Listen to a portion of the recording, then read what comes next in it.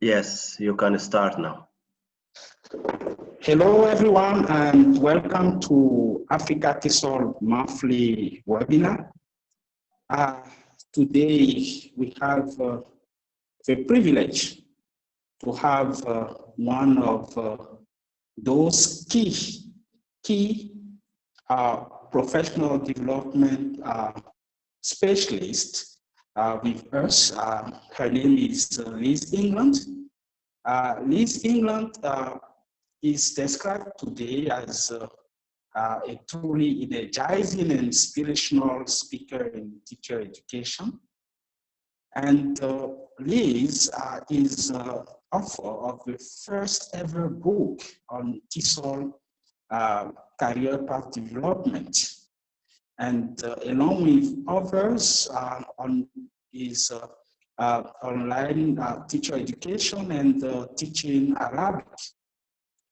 Liz also provides graduate courses, keynotes, and has led many workshops in many parts of Africa, countries like Botswana, Egypt, Senegal, and Tunisia. And today, we are lucky to hear from the horse's mouth. So welcome, Liz. Feel at home. You have the floor. Thank you, Flavian. Hello, everyone. Thank you for joining us today. What a treat to be here with Africa TESOL and colleagues from Africa and many other places. I'm so grateful to be here with you. I'm going to begin my presentation with a PowerPoint, and I think I'll share my screen. It's okay? Yes, it's fine. You can share your screen now. Thanks for waiting.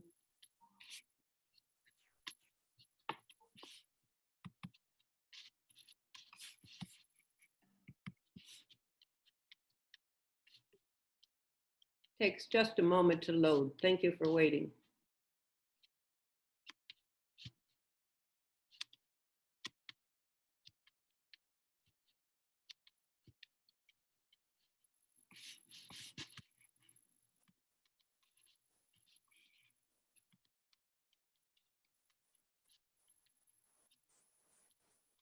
So you can see my first slide. I think it's okay. Just give me the heads up that it's okay. Can you see it?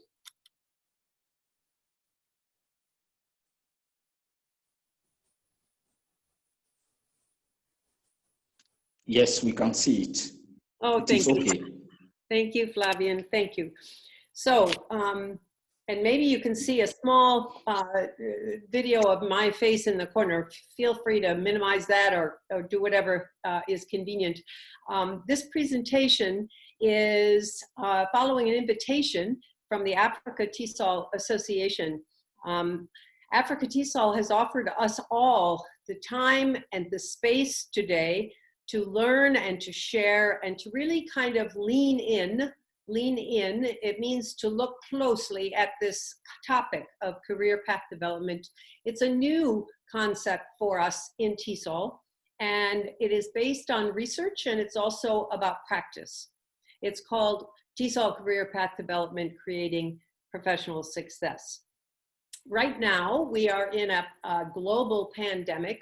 I'm talking to you this afternoon here, evening where many of you are. People are in different time zones, but I'm talking to you today from Winchester, Virginia, a small city in the southern part of Virginia where we have undergone extraordinary changes in our English language teaching as well as our career skills and knowledge and habits. Everything has been in a change now. And we're all experiencing that throughout the world. This very clever, very dangerous virus is affecting all of us in different ways. And today we'll be talking a little bit about that, but the focus is on teachers and how we manage events such as a pandemic. We're all there, we are getting new skills, we're getting new knowledge. We're doing teaching and research and service just like we always do, but how do we strategically prepare our careers? How do we move forward in our lives, in our professional lives? And I wanted to note a couple of important recent events. Christine Combe was recently on a lovely presentation that I participated, and it was on professional strategic planning. And that's a part of what we're going to be talking about today. And the other reference I want to make is to the Africa TESOL Hornby series, which is just finished, I think, a week or 2 weeks ago.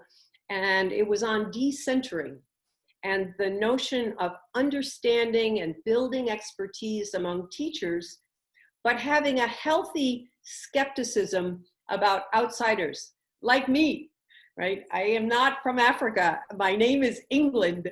I have blonde hair, and I am an outsider to the colleagues in Africa TESOL. So this presentation is an example of many that we could talk about today, events where we get a chance to learn from each other.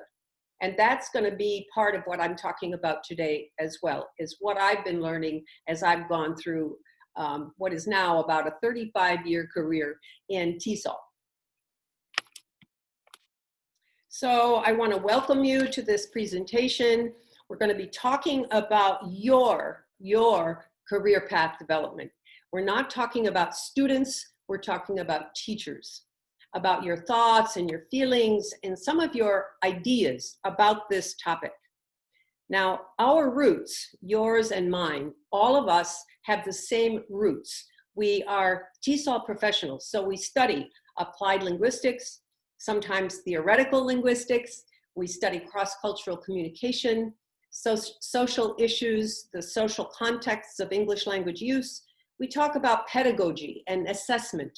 And all of these things are what sort of combine to pull us together. Of course, there are many differences, and we'll be talking about those today too. By the way, I want to invite you to use the Q&A box as well as the chat box, which is being monitored today. Thank you very much, Flavian and Ayman, for doing that. And we will address those questions toward the end of this presentation. So our roots are common in linguistics, pedagogy, and cross-cultural communication.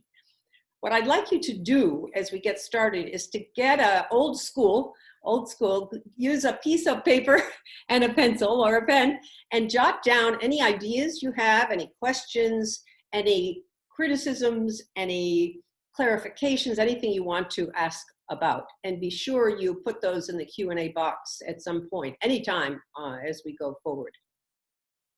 So people ask us nowadays, they say, have you ever been through anything like this before? Because maybe I haven't. I don't know about you, but I find this experience of working and teaching, doing research, it's a new day. And so as it happens, I published a book in December on this topic of career path development. And I'd also done numerous previous articles and presentations on this subject. My book contains the results of survey research.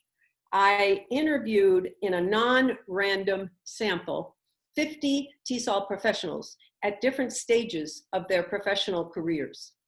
And I did a lot of research to learn about what other professions had done. There really wasn't anything in TESOL. There was very little in teaching in general about career path development.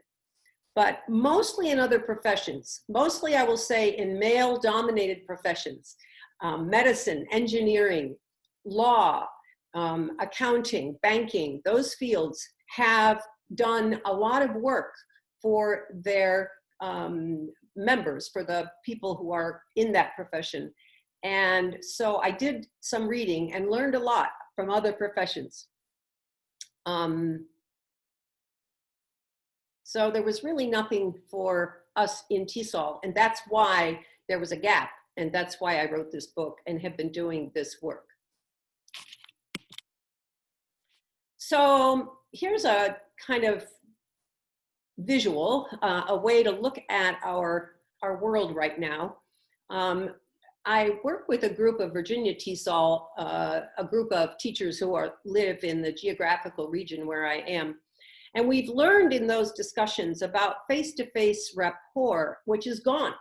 The face-to-face teaching that we have learned to do, that we train teachers to do in our teacher training programs, online teaching and learning are stressful for teachers. And many of my former students and colleagues have said, you know, I'm so tired all the time. If I teach for 1 hour in my classroom face-to-face, I leave the room feeling energetic and positive. Now I feel so tired after 1 hour.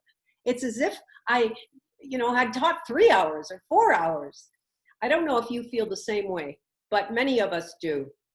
It's very difficult for teachers to stay motivated, to stay on task, to be able to keep their students motivated during this time of uncertainty online.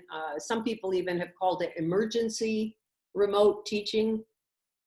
And so I would invite us at this time early in my presentation to consider, and you know these people, Maslow, yeah, Maslow's needs, and Bloom, the Bloom taxonomy of learning. Bloom is out. I think we have to think of the paradigm that Bloom gave us that's very helpful. Bloom is not our best sort of helper now. I think Maslow and looking at needs, learners' needs, our own needs, is more important than learning. Now, that doesn't mean we don't think about Bloom or we, you know, throw it out, but I just wanted to raise up the fact that most teachers know the Bloom's taxonomy of learning. Most teachers know about Maslow's hierarchy of needs. I'm not going to talk about it a lot today, but I want to focus our attention today on needs and not specifically on stages of learning. Now, in the US anyway, and I believe in many parts of the world, we are dealing with several unprecedented crises all at the same time. We're talking about COVID and the virus and the health crisis. In the US, we have extreme unemployment, and teachers all over this country and around the world are worried about their job prospects. This is not an unfounded fear. I think it was Will Smith, an American actor, said, you know, fear is something you can control, but the danger is real. So that we might be fearful and we've got to manage that, but the danger is not imagined. We really are kind of in a serious time. We have racial issues in this country that have come forward. There's been extraordinary movement on those, but that's happening at the same time as the health and the economic issues. And of course, education is impacted by all of these realities. And it is no secret, if you have access to any international news, that the US is implementing visa restrictions on foreign students, which are extreme and very, very significant to TESOL professionals in this country. In Africa, you have your own problems. I was listening to one of the participants in one of the Hornby lectures talking about the violence that some students are enduring as they come to school, and they've endured incredible personal attacks, physical, emotional, and social. This is a reality of our professional lives these days. But here we are, not to be too grim, but here we are together. Africa TESOL has given us a chance to share our thoughts, our ideas. We've got friends and colleagues all over the world on this session. I'm so grateful for you all being here, for me, but also for each other. We know that what happens after these sessions is really what's important. Yeah, you can connect with each other and maybe find some ideas for collaboration. So we have an hour together. My talking will be about 35 more minutes or thereabouts. So if I were you, I would want to know more about me. I know that I have many friends on this list, and you already know of my love for and history in Africa. I've been to Africa many times. This is a kind of quick list of my time in Egypt first, Senegal, Morocco, Libya, Tunisia, and Botswana. Egypt is first because it's really the first African country to which I've ever gone. And I went there to work. I was a professor in the TEFL program, also TAFL, teaching Arabic as a foreign language at the American University in Cairo, Egypt. And I fell in love with Egypt in part at the hand of the university, but really mostly just Egyptian people. My friends here laugh at me and they say, oh, you're always telling us you miss Egypt. Why do you miss Egypt? I said, it's very simple. There's so many Egyptians in Egypt, and I miss Egyptians because in 1984, I went there, and then I went on many short professional trips for a variety of programs throughout Egypt. I was in Senegal and in Tunisia and Botswana on professional trips. Libya was imagine a holiday. I was so grateful to have the opportunity while I was living in Cairo to go to Libya with a group of colleagues and friends on a tourism trip. Morocco also had been, until very recently, a country I was fortunate to visit as a tourist, but now I'm working on a project there. I'll tell you more about that in a minute. So that's me and moi and Africa. I think what I'd like to begin with is a kind of honest statement that we plan our careers, okay? We plan out, we have parts, perhaps family members, mentors in high school, in college, we have relatives, people who are our mentors, and they help us, and we come out with a kind of plan about what we're going to do with our lives. But really, the reality is that most of us don't plan our TESOL careers. We try, but they end up going in different directions. And part of what we'll be doing today is inviting participants to think about that right-hand graph there and what happened in your career as you've moved forward from the beginning until where you are now and maybe where you're going in the future.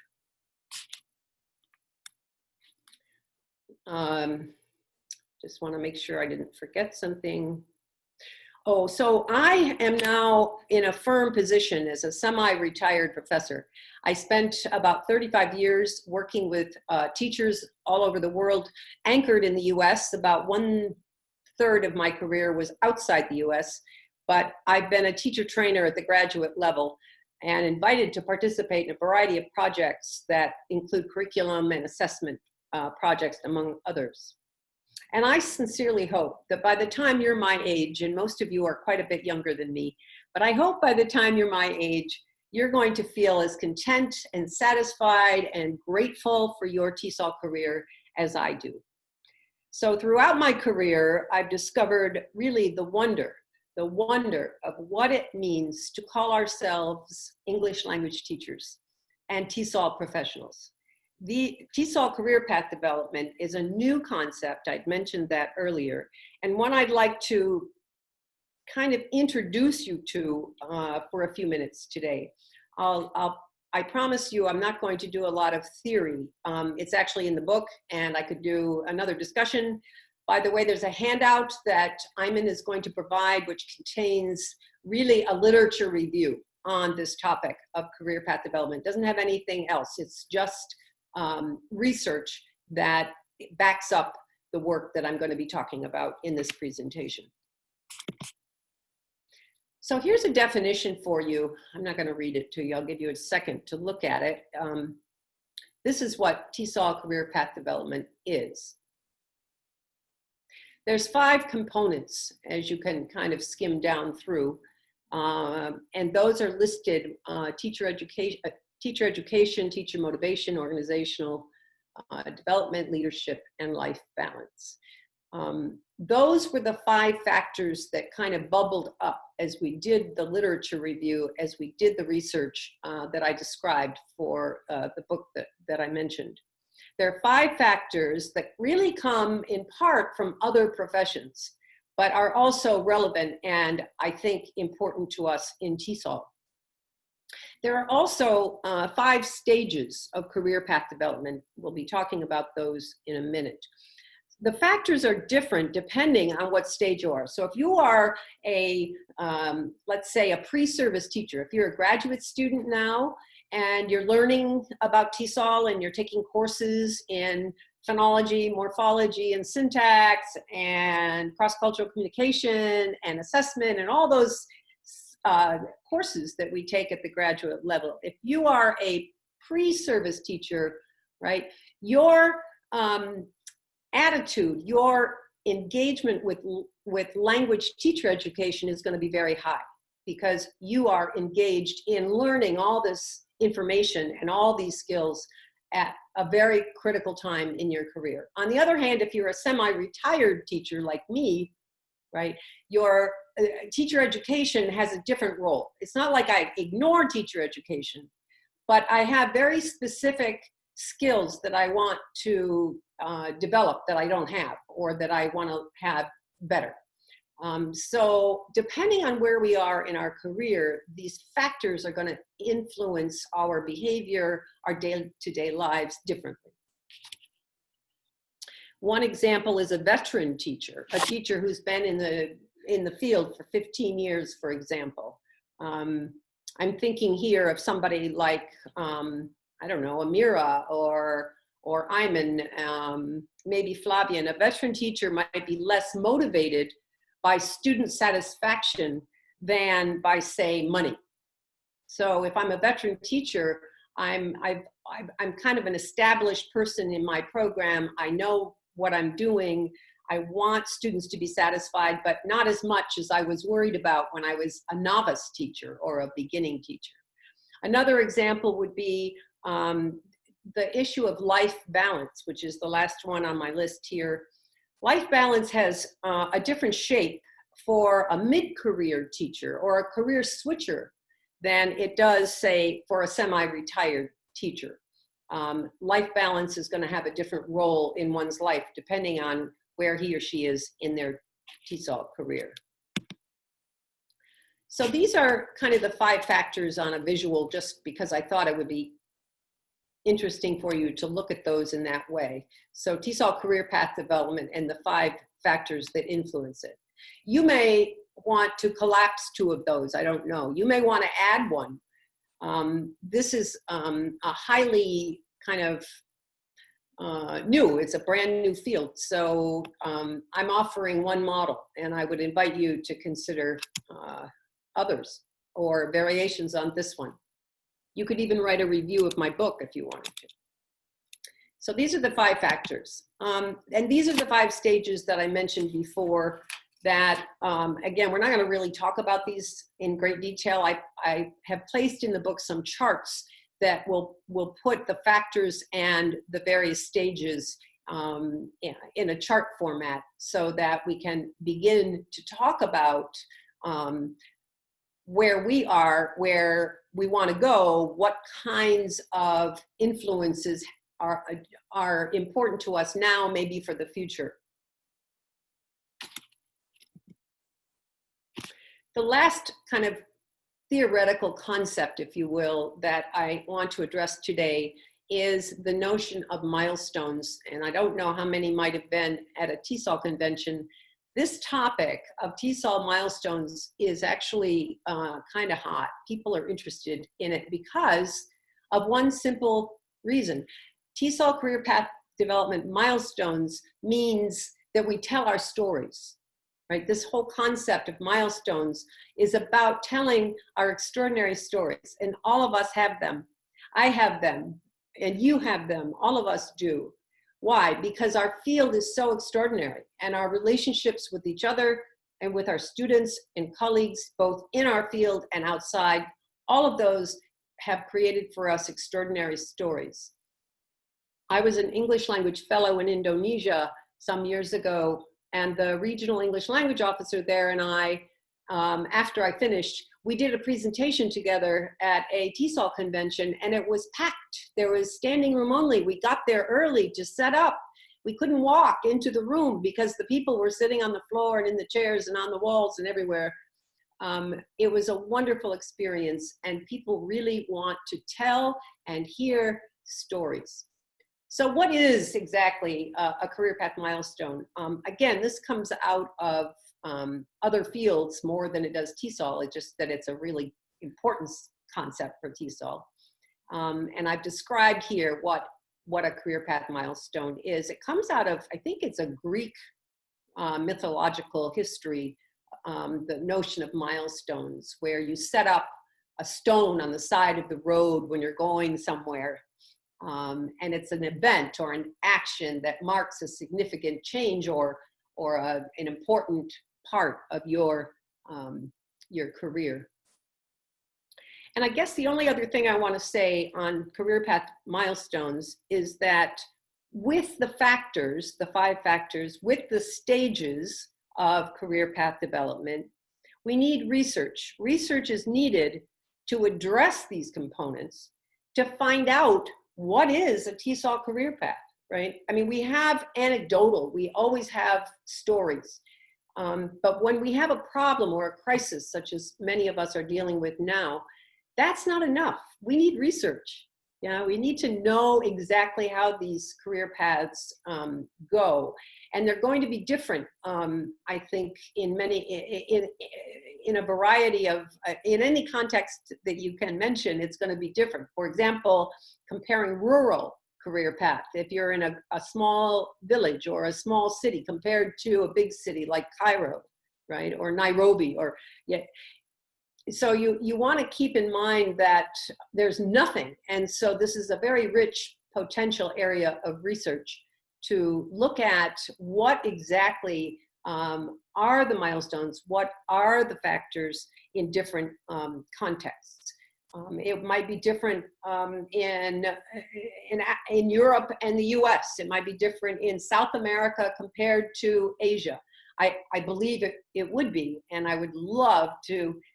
In fact, many people are doing research on this as we speak because there's great interest. So that research starts with our stories. That's really how we get a sense of what factors we want to look deeply into, a sense of which career path stage we feel like is the most interesting for whatever reason. But here's one story, and I'm going to ask you all with your pencil and pen and paper to jot down your own thoughts as I'm going to provide you with some information about my own career path. And this next slide is Lessons from Africa. Now, I have had the good luck to be in Africa on several trips that I've already mentioned. And I'm thinking of this particularly in the context of the Hornby comments that we summarized earlier with the skeptical, right? Skeptical. This is not, right, a model that one follows if one is in Botswana or one is in Cairo or one is in Rabat. This is one story. And what graduate students, what I hope the participants in this session are going to get is just one example, right? So I've chosen, and I would invite you to do the same based on your own experience. I've chosen to describe 3 things that I learned from my time in Africa. And really, these are long stories, but I don't want to bore you with my personal stories, but I do want to point out the power of having the experience of working with people in a different context. And I'm going to be giving you some more examples that are more virtual because all of my examples are from face-to-face opportunities in Africa. And those just aren't going to be as available as they were in the past. It doesn't mean they're going to be unavailable, but I want to give you some examples for virtual kind of opportunities. 3 of them here. An extension of my graduate education. I came to Cairo in 1984, before most of you were born, probably. And I had the opportunity to apply everything out. I mean, I had an interview at a TESOL convention. The American University in Cairo hired me almost on the spot. I had never been abroad at all. I come from a very lower middle class family in the US, so I'd not traveled internationally hardly at all. So the idea of going to Cairo was a bit of a new experience, both for me and my family, but also my parents and the rest of my extended family and friends. But my trip there did extraordinary things for me. I had had a very solid, very positive experience in my doctoral program at the University of Illinois in Champaign-Urbana. Maybe you've heard of that place. Some pretty cool place. I had a wonderful experience. But what I had was knowledge and skills to work with people like me. I didn't have a lot of experience. I had no experience living abroad, working in a university located in another country. I had worked with foreign students. I'd worked with Egyptian students, teaching English as a academic, English as part of the University of Illinois. I had a assistantship where I taught for 4 years, but I didn't really feel very confident with my ability. I remember getting on the plane to go to Cairo in a very hot summer day in August of 1984, and I was so scared. I don't remember ever being so frightened in my life, because I thought, how can I go to this place where I don't even know the people, what they need, and the university saying, nah, it's okay, we like that idea. So I was very upset and worried, but Africa, Egypt in this case, taught me how to adapt what I already had. Why? Because Egyptians were so kind to me, and my students were so eager to learn. And they also challenged me, which of course is another story, but it's all part of the learning. So I learned to apply and adapt what I already knew and could do. And it was probably one of the best decisions of my entire professional life, was to have accepted that job and taken that enormous leap into a very scary 2-year contract at the American University in Cairo. Second, the value of watching and listening. I think it's no secret. The literature on this is a little long and not fitting for this session, but I wanted to say that Africa taught me a lot about listening and watching, and not talking and kind of doing things. The American traditional education, I'm a product of pretty good public education in the US, in addition to my PhD at a public university in Illinois. But I was taught to talk all the time and do things, and not take the time to listen and watch and learn and know more and feel more confident. And that's what I learned in Africa, was the value of stepping back, keeping quiet, taking advice from trusted and extremely loving friends and brilliant people whose names appear in the dedication of my book. And then finally, a general sense of confidence that you're an outsider. Everywhere I've gone in the world, the people look more like you than they do like me. The kind of blonde, blue-eyed American girl is just not the insider in most contexts in which I've been. I've gone into meetings with Pakistani ministries of education in cities in Pakistan, where every single person at the table was a man. And I, was expected to contribute to those meetings and tried to do that, but mostly I just watched and listened and learned so much. So I had traveled very little. I'd never been to Africa before Egypt. And I learned there how to navigate as an outsider, how to be polite, how to watch and listen. There's so much more to say. I think I'll stop there. Teaching, research, and service. All of those aspects of my professional career to this day and in the future all of those have had impact from that experience I had in Egypt in 1984, and then later I went back in 2001 to 2005. And all those trips to other parts of Africa too. I want to talk about those more. I'm going to stop. We'll talk later. So just in order to give you, see if I can make this go. Oh. So just to give you some photographs, I don't know about you, but I get messages from visuals better than I do in talking. So here's some beloved photographs that I found of trips I've had in Africa. And I just will briefly tell you, we've got, obviously the top left is the necessary photograph that you take when you go to Egypt in front of the Sphinx and the pyramids. That picture was taken with a group of students from Shenandoah University here in Winchester, Virginia. I brought a group of students and faculty and staff to Egypt just before the revolution. It was 2010 that we were there in the early part of the year, and it changed the lives of so many people on that trip.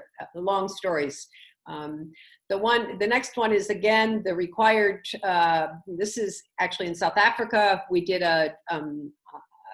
another group, a totally different group from Shenandoah University, and I did a trip to Botswana and South Africa, and I took that picture. That elephant was that close, no Photoshop. A colleague and I to the right, beloved Wafat from the American University in Cairo. Some of our Egyptian friends who may be on this call are familiar with Wafat. She was the secretary to the provost at the American University in Cairo, now retired, but we did a trip 3 years ago when I was in Egypt on holiday and did a couple of workshops actually, but it was mostly vacation. That's Alexandria behind us in the beautiful, beautiful Mediterranean Sea. To the far right, I'm going to briefly tell you that my son, Sam England, is a professor now, associate professor at the University of Wisconsin-Madison in the African Languages Department. He is a professor, associate professor of Arabic language, and his department did a fundraiser, and I bought a t-shirt, and I wanted to share that photograph of Sam's department. Needless to say, Africa's had a big impact on my son as well. Bottom left is a meeting in Botswana. We were discussing some extraordinarily complex issues. Again, another presentation, but a really powerful experience for me to observe and participate only a small amount. You could see my blonde hair in that corner. Really the meeting, I was only a guest at the meeting. I didn't talk very much. There's Libya. We were out on a desert trip and having tea at the end of a long, hot day. Beautiful experience. On the right, you might see a couple familiar faces. This is a program we did in Cairo. Amira will remember the specific date. But we had a wonderful workshop series at the Al Azhar University in Egypt. This was not when I was living there, it was a different trip, but a United States Embassy sponsored project with some teachers of English. And I think we had at least 2 Arabic teachers in our program too, which was so much fun. I loved that workshop. It was an extraordinary and career enriching experience. Okay, enough pictures. We can talk later.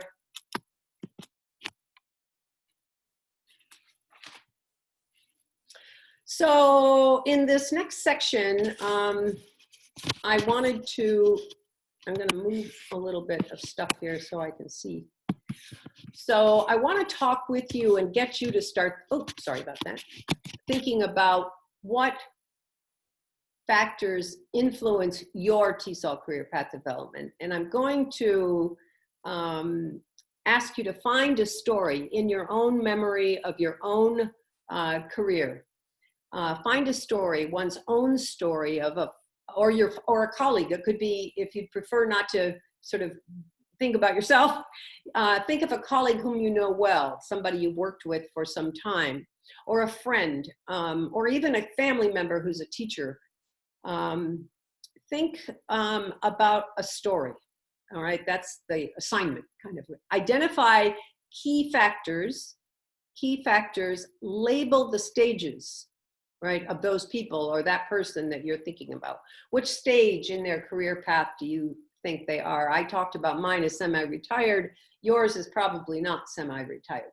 Think of where you are on your TESOL career path and name it.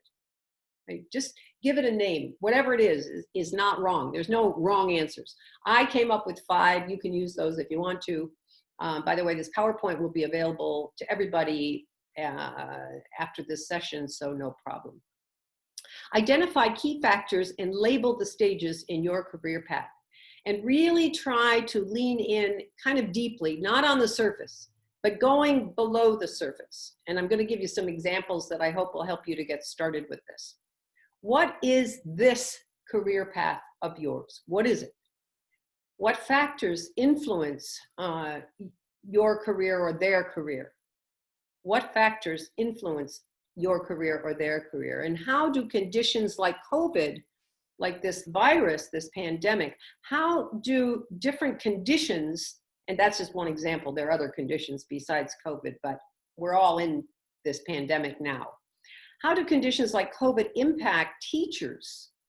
Teachers, you know, we talk all the time about students, but how does COVID impact teachers at different stages of their development or your development? How do conditions seem to impact these teachers' career paths along the way? So look at a snapshot and then think about how that fits into a path or a journey.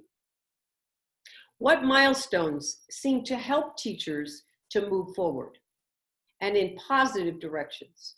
And we're going to talk a little bit more about it, milestones. Milestones are not always positive. You know, my PhD was a milestone, and you have milestones. The death of my father was a milestone, right? It wasn't a happy milestone, but it really impacted my life and it impacted my career, which is another long story. So let's study teachers, starting with ourselves, starting with people we know. Let's study teachers, how they develop and how they grow professionally. Let's listen to and watch teachers as we do students. Let's be more intentional about our TESOL career paths. I'm going to close with these 2 final points. One is the value of networking, which is what we're doing today. This time and space I talked about earlier that Africa TESOL has so generously given us here. This is a networking opportunity. And networking is maybe number 1, maybe number 2, but it's certainly up there in the top 5 important skills. Do we teach teachers to network? No, we just assume they know how to do it. Well, some do, and some are better at it than others. And so we're here to learn from each other about networking. So that's one, it's the value of networking. The other is teacher advocacy, and I'm going to talk about that in a little more depth before we close. The idea is that we advocate for students, right? But we've got to advocate for ourselves. Too often, teachers don't advocate for themselves. They just do what the administration tells them to do, and then they kind of get angry or hurt or victimized. And we don't want that. Yeah, I mean, it isn't the administrator's fault that we don't like the professional development training that they demand us to do, right? We need to be part of those decisions and advocate on our own behalf and not sort of get mad at somebody else for running our lives. So the notion of advocating for ourselves, and it's self-care, and we're going to have a session on self-care from Patrice Palmer, an internationally recognized expert. We're going to have a workshop with her coming up. I'll be talking about that in a minute. But I invite you to think about teacher advocacy for you and your colleagues and your friends and all teachers. We are not going to solve problems alone. Yeah, it's being in groups that we're going to be able to find solutions that are actually going to make an impact. So, I think I've got this. I apologize. I've got a number off here, and I apologize for the confusion. Let me just move quickly through this quotation. Yeah. So Robert Fulghum, maybe you've heard of him. He's an American who wrote a book that is kind of popular. I have used this quotation elsewhere for years, and you probably have already heard it many times, but I want to kind of raise it up here and point out the value of going out and holding hands and sticking together, and how important that is in our discussions of TESOL career path development. Networking and advocacy for teachers are two areas of study that directly link to TESOL career path development. They're part and parcel of our careers. Some of us are better at it, some of us are less good at it, but it is important, both of them. They are important, advocacy and networking. There is literature and research galore for doctors and lawyers and engineers on how and why and how effectively they network. Such research is of interest to young doctors and lawyers and engineers. They want to know this stuff, right? How do they go forward in their careers and do well? What about teachers? Well, there's very little. There's some, but there's very little literature on teacher networking and advocacy.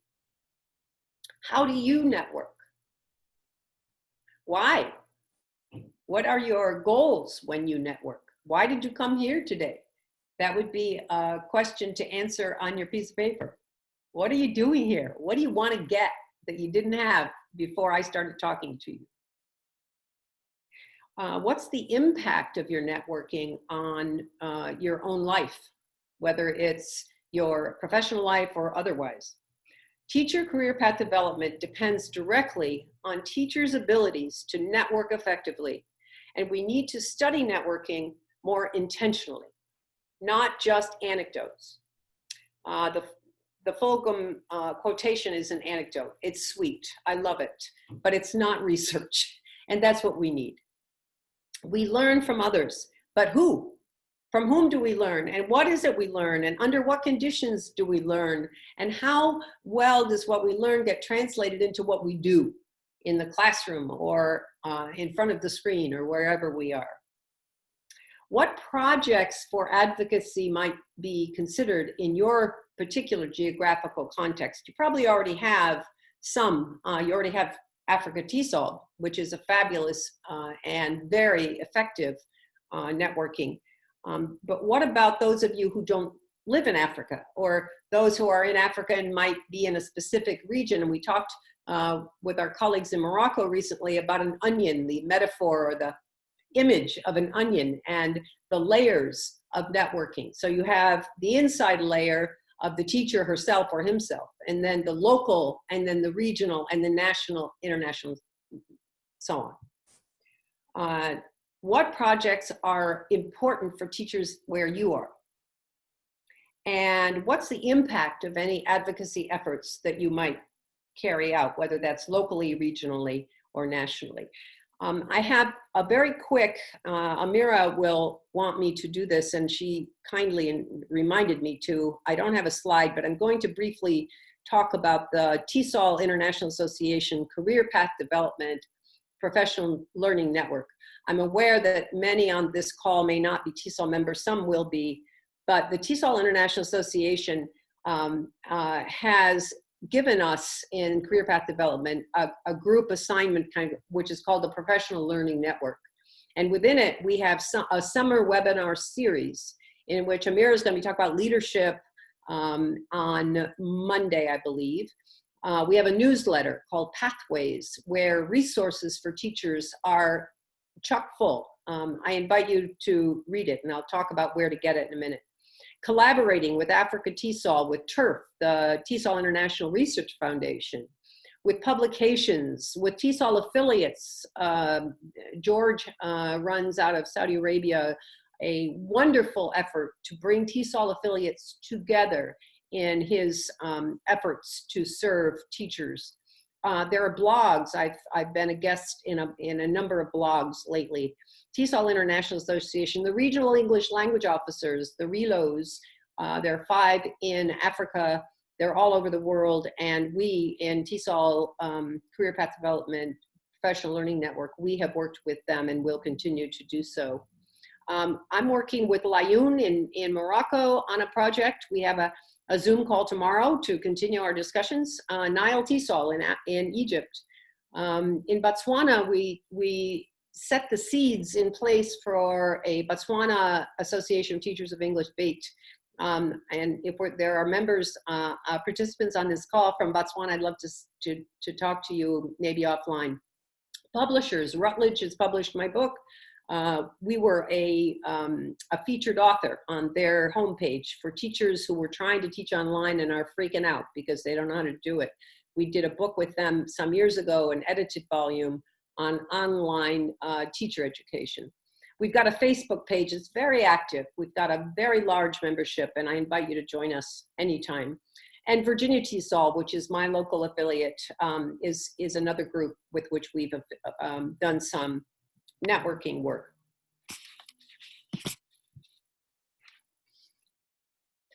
So what? We're coming to the end of this presentation. I probably have more questions than I do answers, but I hope that we can close this session with some good ideas for participants on the so what question. Because, you know, you go to a session, you hear what others are saying, you listen, you take notes, and then you go, I don't know, make dinner or go to bed. I want to leave us with a couple of thoughts that I hope will be helpful to make our professional career paths more rich. 3 parting messages here. And really we've covered these, but I invite you to kind of take this on as a personal interest if you have the inclination to do so. The first is that we learn from other people as we teach other people, right? We think of the people we teach and our role as their teacher, but we don't think enough about our mentors, our colleagues, the students in our classes who really teach us something. You know what I mean, that there's a student who just, wow, you know, maybe gives us a hard time, but we learn from that person. And it's so important that we think about that and jot down the content of our learning as teachers. We learn from others and we teach others. Second, knowing about our TESOL career path development, knowing about it, doing research, and knowing more about all of our careers and how they go, both in good times and in bad times. Yeah. Knowing about these and the milestones especially, these are really powerful and helping us to do better, to be happier. And that's my goal, because, you know, the research is clear on that happier teachers mean happier students. Yeah, we kind of put that aside sometimes, and it's not the subject of our session today, but there's plenty of research on that. And I invite you to have a look at it. And finally, think, write, and talk to each other. Yeah, ask questions. Where are you on your extraordinary TESOL career path? What are you going to do to make your career a successful and happy and fulfilling one? It's up to you, ladies and gentlemen. Here's your homework. Very quickly, take time to write down, reflect on your own experiences, do a little research, pick a stage or a factor or whatever, and look it up on Google Scholar. See what you can learn. It will help you to step up your game. Teachers who do research are happier, they're more engaged, and I encourage you all to do it. We need more African voices in the journals, in the research, and it's not for me, it's for you to be looking at what's going on if you're in Africa or if you're elsewhere in the world. Yeah, we need your voices more than ever now. This is a very quick list of the networking choices that I mentioned earlier. Again, you can get the PowerPoint, so I'm going to do this really fast because we're out of time. But please join us. Yeah, join any of these or all of these, and be a TESOLer who increases your your network in TESOL. This is a poem from John Mark Green on pandemic. And I close with it because it's an important part of our lives these days. We're isolated. We have each other. Stay strong and courageous. Thank you all.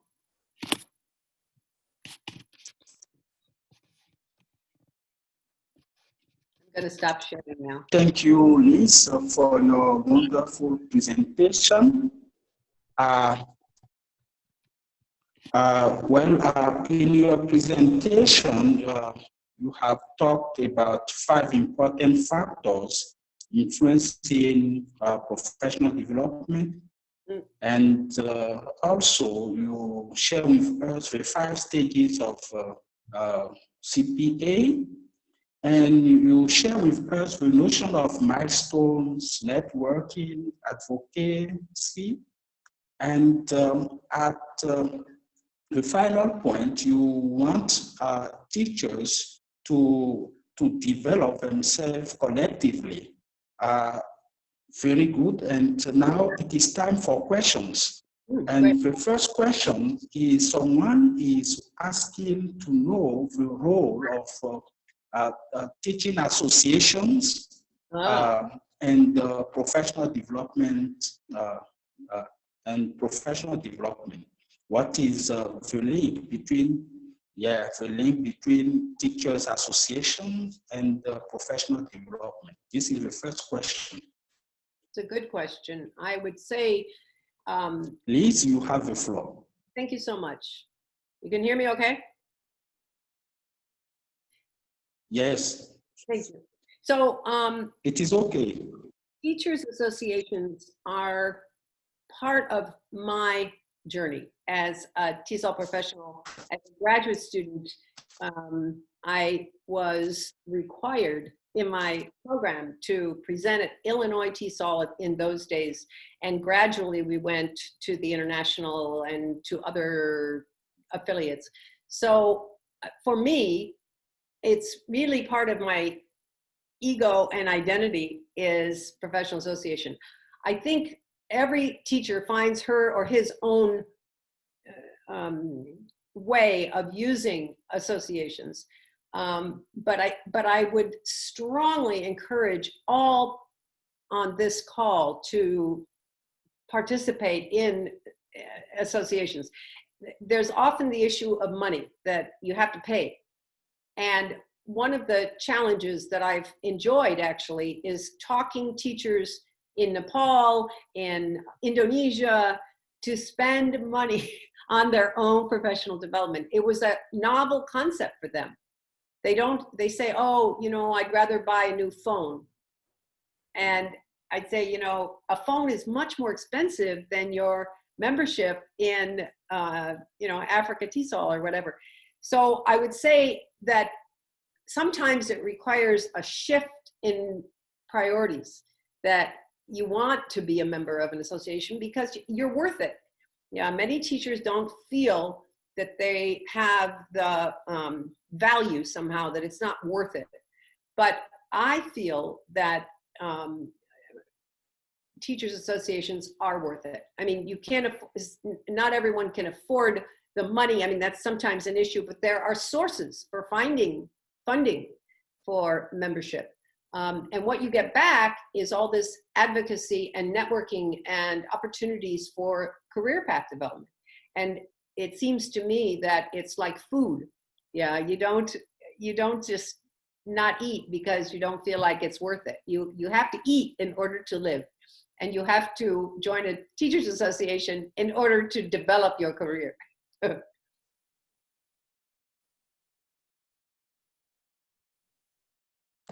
Thank you for answering this question.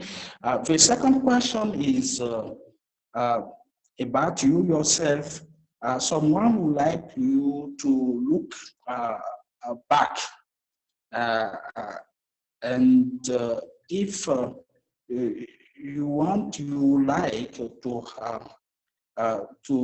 to do something differently today, what it will be. if you, let me take it again, looking back at your professional path now, what would be what you've done differently, if any at all? Yeah, I mean, it's kind of a spiritual question because, you know, the world, the creator created the world, we go forward. We aren't allowed to go back, right? You can't change what happened. What you do is you learn from what happened, and then you take what happened and try to put it into your path. So I had a very traumatic experience in Egypt, in fact, because I went there in 2001 with the promise of I was going to kind of emigrate to Egypt. I mean, I was going to go to the American University and stay there, and that didn't work out for a number of reasons. And so I had to, you know, like that picture I put with yikes, you know, the lady on the tightrope. I had to reassess. I ended up leaving Egypt and going to Hong Kong and taking a job at a university there. So, you know, a number of my friends in Cairo were, oh my God, this is so terrible, it's the end of your life, you know, and Americans and Egyptians alike were very sad for me, you know, and were planning how we were going to get revenge, you know, because I didn't get this full-time job at AUC. And so I went to Hong Kong. I never would have gone to Hong Kong if it hadn't been for this experience in Cairo. I mean, the only reason I went to Hong Kong was that I got a job offer there, and it was a very good one. And I have friends till this day who are beloved. And I learned so much about Chinese culture and language and English language teaching. I was in 28 schools and watched how the Hong Kong public school system works. So I learned so much. You know, I mean, yeah, you can regret, but for me, it's all part of the journey. A little bit like, I don't want to change metaphors too much, but a little like a river, you know, and it flows in, and you don't know what is the good, what is the bad. It's all the same. Okay, so you still have many other questions here. Someone would like to know what are those difficulties you have met when you were teaching Arabic students. And the second question would like you to elaborate on those skills a milestone teachers should have. Yeah, well, I mean, should is the wrong word because one names her own milestones, right? I don't know. Me, for that, to answer your question, and this is a milestone, a kind of mini milestone, but my experience working with Arabic-speaking students in Cairo was really hard because I was brand new and I didn't know. I mean, I knew my content. I felt confident about my knowledge, but how do I deal with these, you know, students? They say, sorry, we have to go out now, we pray now. What? I didn't know what to do. Other times a student challenged my grade. He told me, I don't like the grade, please give me a different grade. What? I didn't ever have any experiences. But it was my colleagues, my Egyptian, Arabic-speaking colleagues. There were 3 or 4 of them who had my back, as we say in American. You know, they helped me so much to go through these very difficult experiences. And I have to admit that I really was ill-equipped to deal with this because it's a totally different system, a totally different culture, a totally different language that I still don't speak very well. I have a little Arabic, but not very much. And so the students, you know, of course they took advantage of that. They knew that they had this brand new professor who didn't know anything about the culture. So I had to learn how to be really polite, really gentle, and listen more than talking. It was tough. All right. So what are the key skills a mid-career teacher should have? the key skills a mid-career teacher should have. And the next question is, how does a teacher's conception of their own work and advocacy shape their stories? Wow, long. So key skills, I'll take that one first. I tried at the beginning to make this point, and I will try to make it again and more clearly now. The key skills are the same wherever you are in the world. Yeah, we need to have a good knowledge base. We need to know what we're doing, right? That's the knowledge. You need to have a good background in linguistics and assessment and pedagogy and all the rest of it. Phonology, morphology, you know what I mean. The whole list of courses in a master's degree, yeah, in TESOL. You need skills. You can't go around it. No way. I don't care if you're in a small village at the top of the Himalaya in Nepal, or if you're in the middle of Cairo, or you're on a beach in Senegal. I don't care where you are. You need the basic skill set. If you feel that you don't have it, then you have to get it. You don't want your boss to tell you that. One of my favorite stories is about a student who said that she did her evaluation with her boss, and she went into the meeting with her boss to be evaluated, and she told him, here are my problems. Here are the things I want to work on in the following year. I can't do them all in 1 year, but I'm going to work on number 1, number 2. What do you think about that? And she told me, you know, her boss was floored, because usually when they have evaluation, the teacher listens to the boss telling her how, you know, she doesn't do this right, she doesn't do that right, she doesn't do the other thing right. But in this case, the teacher told the boss, these are the things I need to work on. Do you agree with me? And he goes, oh, yes. Those are exactly the things you need to work on. So I think one thing is to be really aware of your own strengths and knowledge and weaknesses too, and be honest with yourself on reflection. This is what I do well. This is what I don't do so well. And that's what we try to do in graduate education, is give teachers those skills that they can feel confident, yeah, that they're doing the work they need to do. And so advocacy in that case, and I think that was kind of the second question, was about advocacy, Flavian? Advocacy. Yes. Yeah, advocacy means Yes. thinking about. Yes, and now.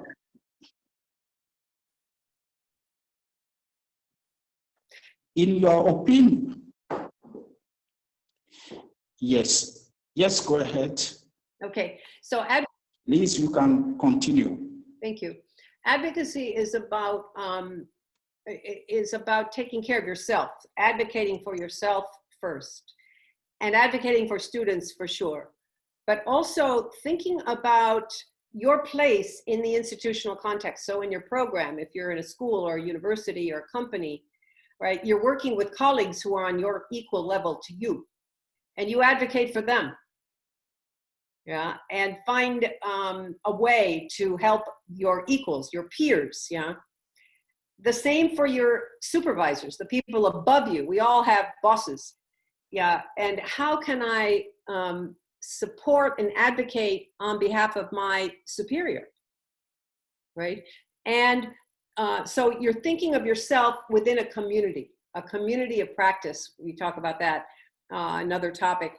But looking at how I fit into a workplace environment and how I advocate first for myself, for my students, for my colleagues, and for my supervisor, my bosses.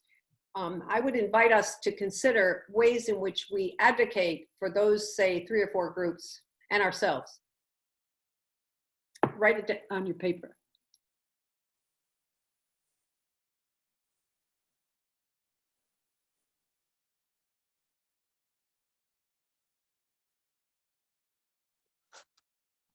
All right.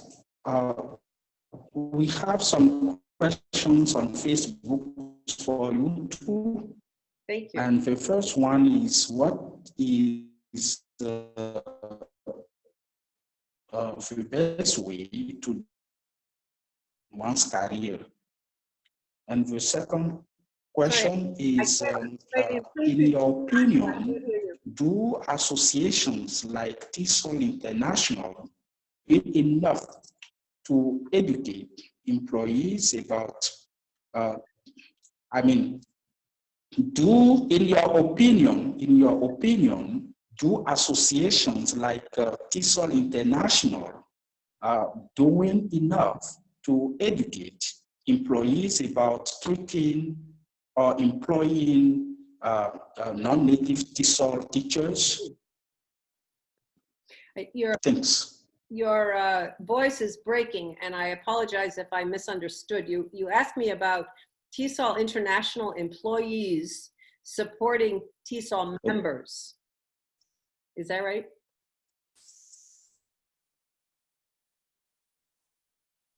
The question is about TESOL International, the association, and whether you think the work of the association is supporting. Do you think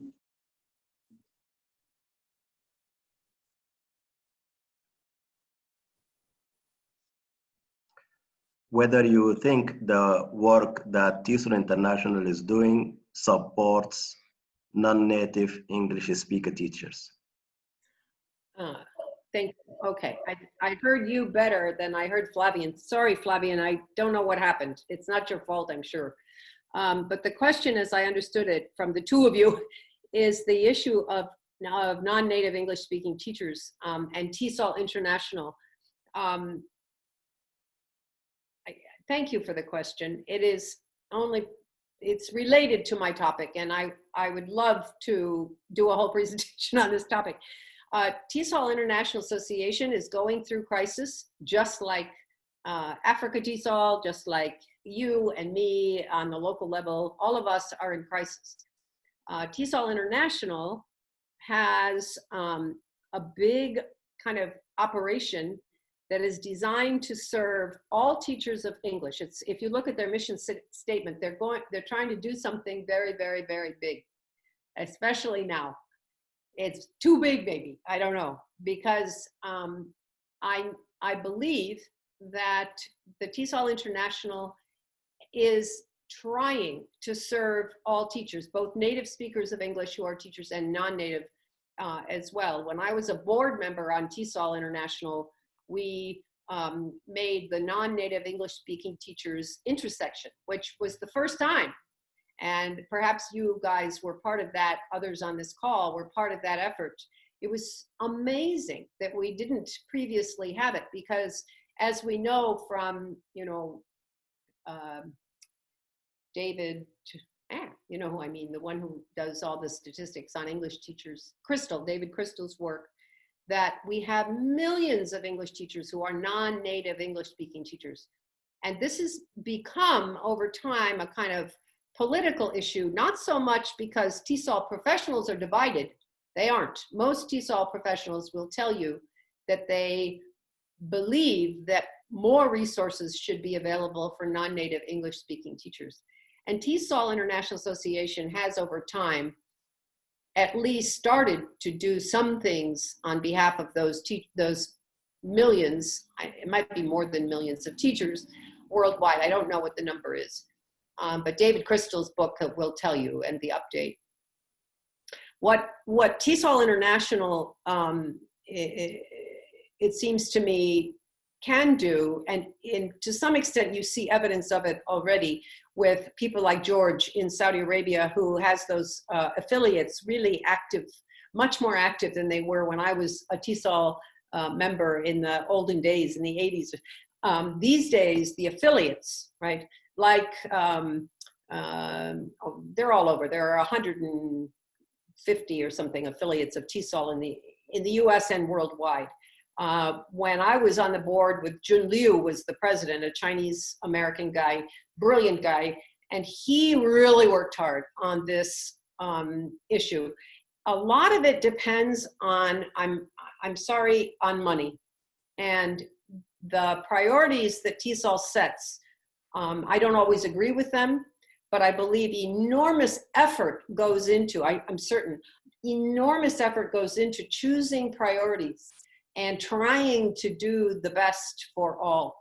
Yes, non-native English speaking teachers have surely been have gotten the short end. There's so many, and their needs are so deep and persistent, and there may be ways of spending the money better, but I think at the end of the day, TESOL International's heart and all the employees who work there, their heart is in the right place. It's just that they are dealing with these fires, if you can think of it as a fire in front of you, and the fire's in the distance, The non-native English-speaking teachers, in my experience in TESOL, and there are many incredible exceptions to this, but there's been, I think over time, too few non-native voices in the leadership to put that fire right in front, and not have it be in the third or the fourth row of fires that the TESOL Professional Association is trying to put out.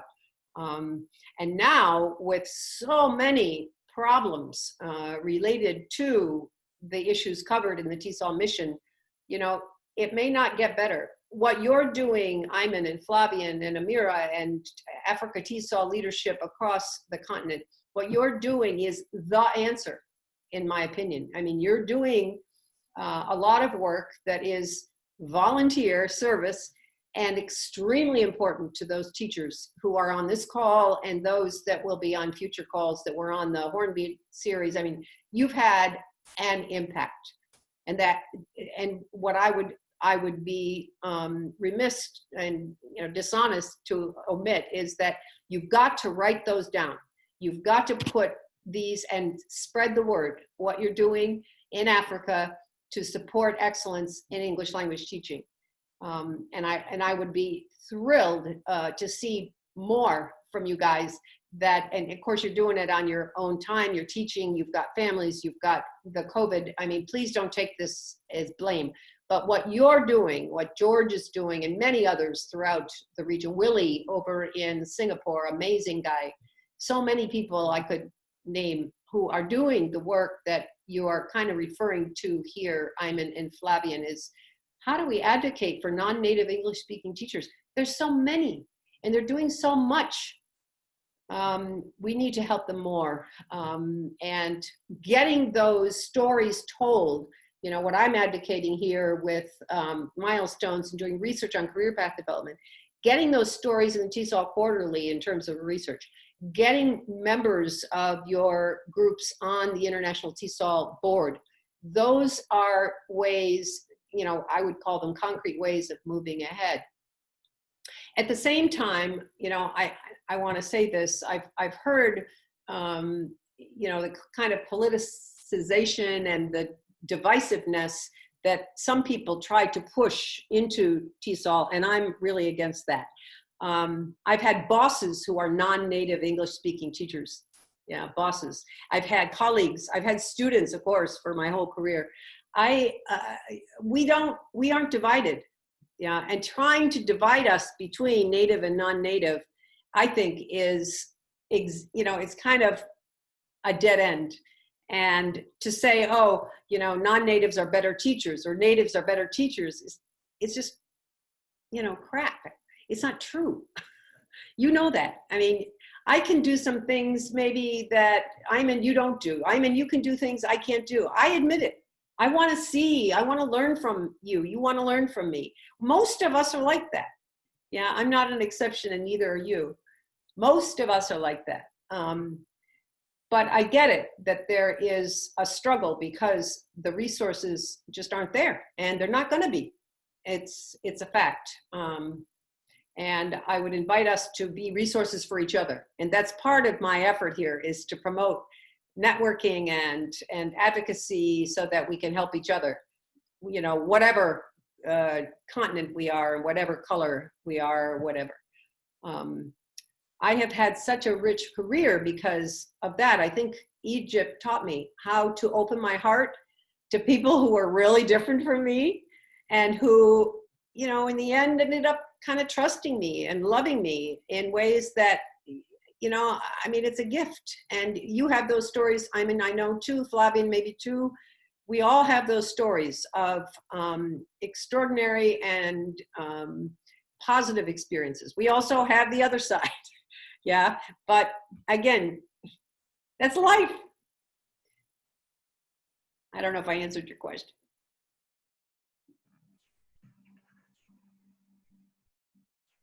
No, Flavian? There are questions yes, in the Q&A tab, Flavian. Can you read one or two of them? Yeah. The final question for the time being.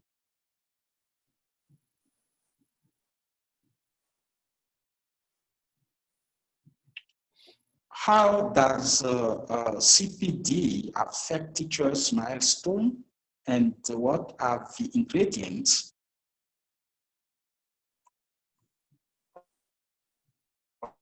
of a successful CPD affect teachers' milestones, and what are the ingredients of a successful CPD program in the African context?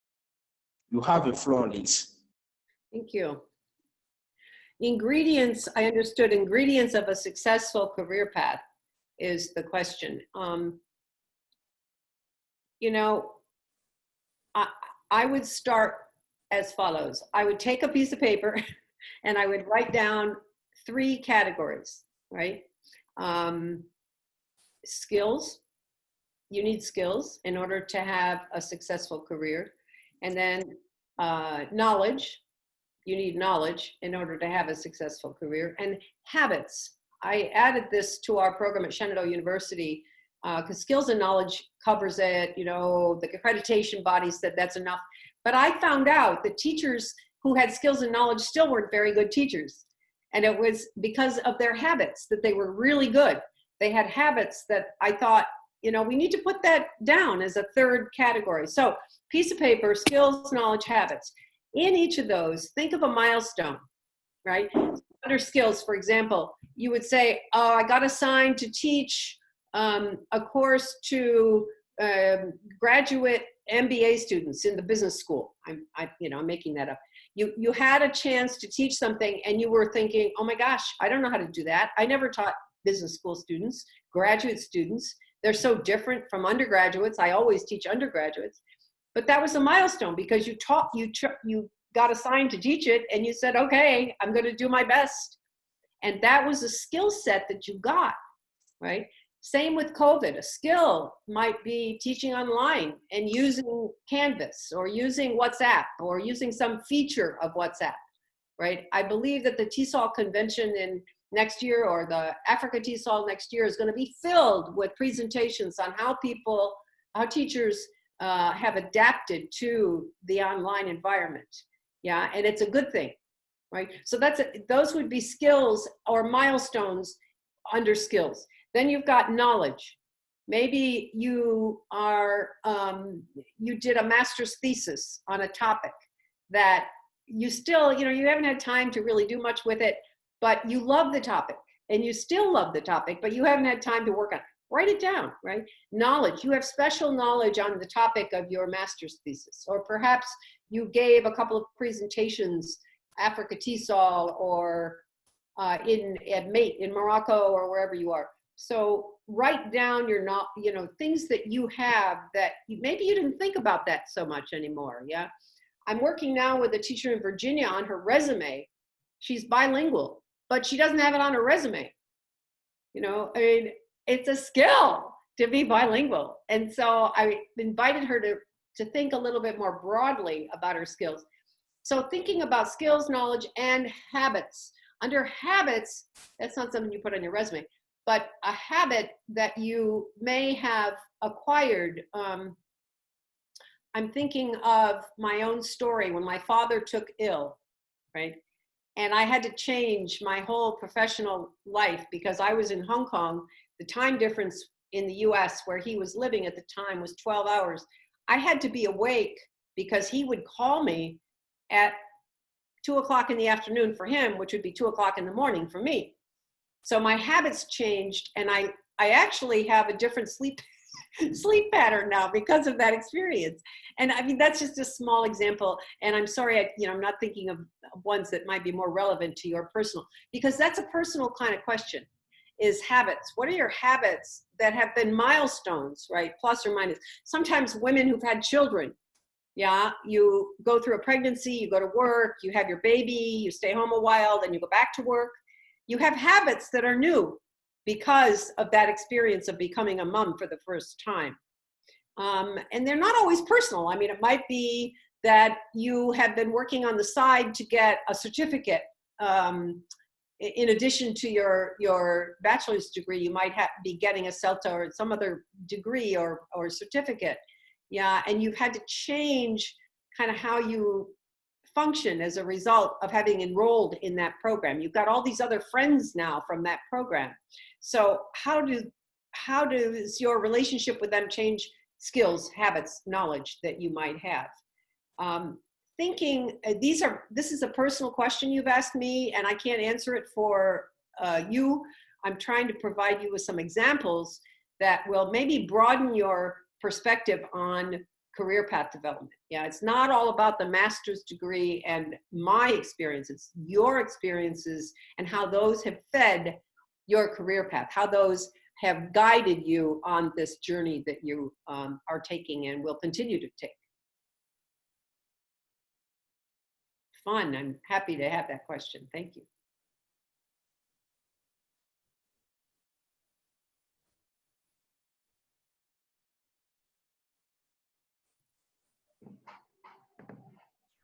I think we lost Flavian. He was struggling, I think, at the end with his connection. Yeah, there is a question, Liz. Actually, two questions, but because of time constraints, I'm going to read you one of them from a colleague from Algeria, Rafiq Musbah. Thank you. Don't you think that teachers who are rethinking every part of their jobs, their relationship with students, colleagues, and the community, the tools and techniques they employ, their rights and responsibilities, the form and content of curriculum, what standards to set and how to assess whether they are being met, their preparation are new generation of teachers who are ongoing professional development to better serve schools and students? That's the question from Rafiq from Algeria. Yeah, rethinking their whole professional lives is sometimes daunting. It's a daunting task because, especially if you're old like me, because there's so much to think about. What I would offer to our colleague in Algeria, participant, is that this is a healthy thing to do, that rethinking and looking at a little bit, we said lean in, that's a term from some psycho babble, I don't know, but leaning in or looking like a little bit with magnifying glass. Yeah, this is a job, this is something to do. I mean, I have a teacher friend, a colleague, she puts a timer because she loves to do this and she doesn't want to spend her whole day doing it. So taking the time to look at your skills, knowledge, your habits, and seeing where you are now, what milestones got you to where you are. I mean, all of that, you're going to decide if you're going to use one or all or any of these tools that we've been kind of putting a magnifying glass. What's going to happen for the future? What's happening in Algeria with English language teaching? All these questions, you guys know. I mean, it's a valuable use of your time to really bear down a little bit on where am I, Ayman or Mohammed or whoever it is in our, starting with me, right? What is it that's going on in terms of curriculum, assessment, teacher training, expectations for administration, online, face-to-face, hybrid, international politics, national politics, local power structures. All of these bear on our planning. My real goal here is to get teachers to begin to take a hold of it themselves and not let it be that other factors are influencing their decision-making in their careers. Yeah, we don't, in the US, because of all these crazy visa restrictions, a former student contacted me yesterday. You know, I'm the chair of my department, big university program, a state university program. She's chair, director of ESL. She said, they told me that maybe I can teach one class. Yeah, and she's devastated, right? So we brainstormed ways of her to get out of TESOL. I mean, sometimes that's what you're doing. She may not have to do that. It may be that all of this is gonna, but that's not in her control. She cannot control the realities in which we are all living now with an irresponsible government. Yeah, so my job with her is to get her ready. So what she's doing, sort of just to give herself, and maybe the Algerian colleague might do this, is to redo her resume and her CV. She's redoing it.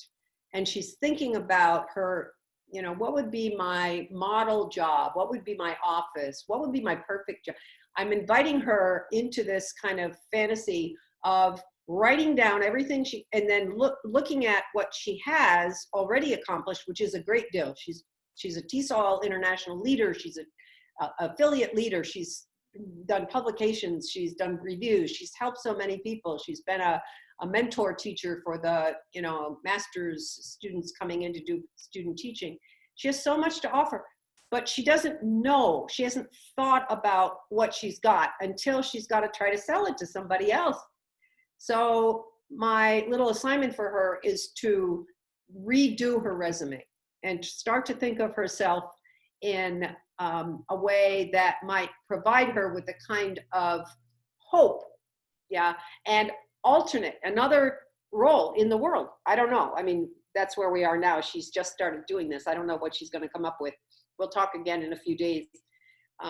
But I would say rethinking ourselves in terms of the jobs we have. I mean, not all of us in the US anyway are going to have jobs at all in TESOL.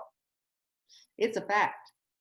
And in Algeria, your situation, you're a smart guy, you're going to figure it out. But I would invite you to maybe revise your resume. Look at your resume and see what it says. Does it present yourself in a way that's positive and reflects what you really can do and would want to do?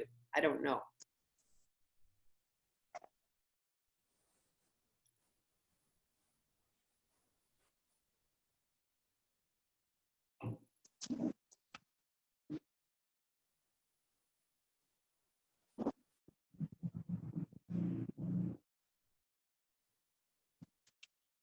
Okay,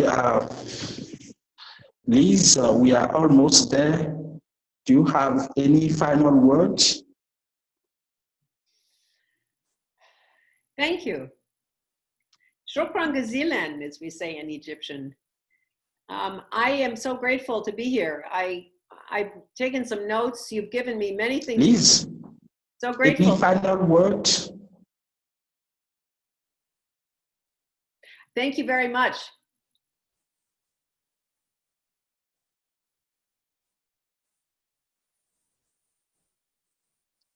So thank you for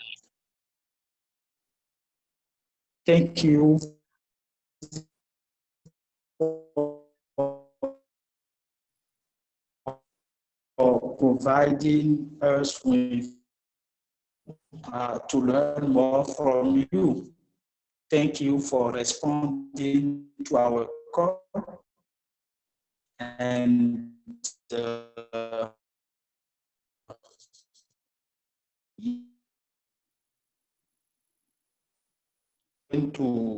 then put an end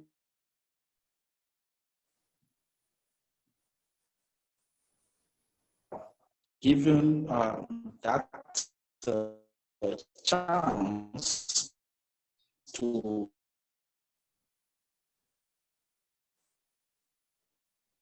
in a few days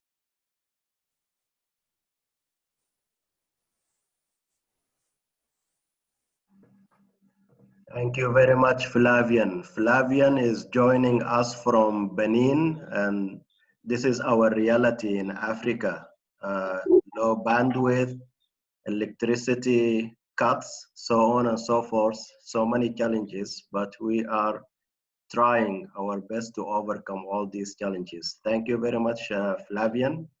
Thank you, Liz, for giving us such an enlightening webinar today, this evening, this afternoon for you. And we hope to see you again and feature you in our future events. Thank you all for coming to attend our monthly webinar series with Liz England this month of July. And we hope to see you in our future events. Thank you all and have a good night, good afternoon, or good morning.